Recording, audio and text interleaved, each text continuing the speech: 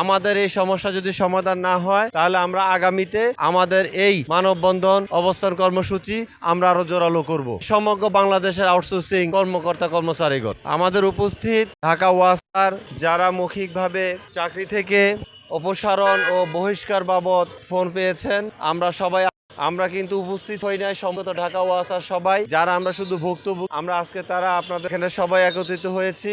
আমরা আজকে এখানে মানববন্ধন করলাম। আমাদের এই মানববন্ধনের নজর ঢাকা ওয়াসার প্রশাসনের মধ্যে পড়ুক। এর প্রভাবে আমাদের যে সমস্যা, সেই সমস্যা ওনারা সমাধান করুক, সেটা আমরা চাই। এবং এর প্রেক্ষাপটে আমরা আগামীতে আমাদের এই সমস্যা যদি সমাধান না হয় তাহলে আমরা আগামীতে আমাদের এই মানববন্ধন অবস্থান কর্মসূচি আমরা আরো জোরালো করব। এবং এর প্রেক্ষাপটে আমরা আগামীতে এর সাথে সংযুক্ত হবে সমগ্র বাংলাদেশের আউটসোর্সিং কর্মকর্তা কর্মচারীগণ।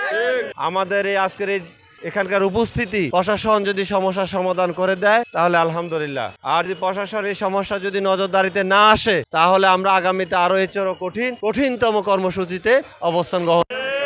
আমরা আমাদের জোনে প্রত্যেকটা জোনেও আমরা একই রকমের মানববন্ধন অবস্থান কর্মসূচিকে জোরালো করার জন্য আমরা আমাদের জোনগুলোতেও আমরা আমাদের অডিট অব্যাহত রাখবো। এবং সমষ্টিগতভাবে আমরা ঢাকা ওয়াসার ভবনেও আমরা একত্রিত হব। আমরা আগামীকাল আমাদের এই মানববন্ধনের ফল বা সুফল আন্তরিকতা আমরা প্রশাসনের কাছ থেকে চাই, এবং সেটা জবাব যদি আমরা পেয়ে যাই আলহামদুলিল্লাহ। আর যদি জবাব না পাই তাহলে আমরা ঢাকা ওয়াসার সকল আউটসোর্সিং কর্মকর্তা কর্মচারীগণ এবং বাংলাদেশের সকল আউটসোর্সিং কর্মকর্তা কর্মচারীগণ একটা অবস্থান কর্মসূচি এখানে রাখবো।